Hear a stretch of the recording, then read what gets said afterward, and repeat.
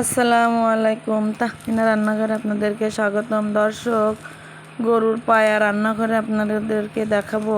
গরুর পা একটি ক্যালসিয়াম সমৃদ্ধ খাবার। দেখুন, আমি গরুর পাগুলোকে পিস পিস করে কেটে সুন্দর করে পরিষ্কার করে নিয়েছি।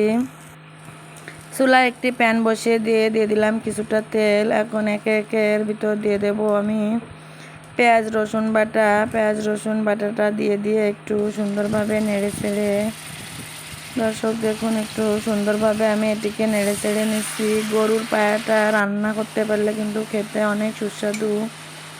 দিয়ে দিচ্ছি পরিমাণ মতো আদা, দিয়ে দিচ্ছি গোটা তেজপাতা, এলাচ ও ডালচিনি, গোলমরিচ, এগুলো দিয়ে আমি এটিকে সুন্দরভাবে নেড়ে চেড়ে নিচ্ছি। এ পর্যায়ে দিয়ে দেবো পরিমাণ মতো লবণ, দিয়ে দেব পরিমাণ মতো হলুদের গুঁড়া, দিয়ে দেব পরিমাণ মতো লাল মরিচের গুঁড়া।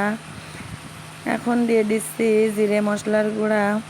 এখন মশলাটিকে আমি একটু সুন্দরভাবে কষিয়ে নেব। মশলাটি কষানো হয়ে এলে আমি গরুর পায়াগুলোকে এর ভিতর দিয়ে দেব।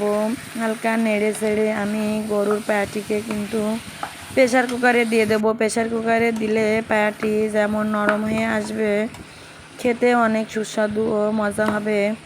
গরুর পায়া, আবারও বলছি, ক্যালসিয়াম সমৃদ্ধ একটা খাবার।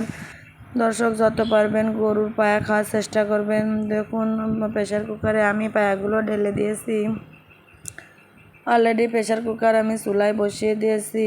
এখানে পায়াগুলো একটু ছোট, তাই আমি 15টার মতো বাসি দেব। বড় হলে একটু বেশি দেবেন। দেখুন, পায়াটা রান্না করা একেবারে রেডি হয়ে এসেছে। এটি খেতে কিন্তু অনেক সুস্বাদু ও মজার হবে।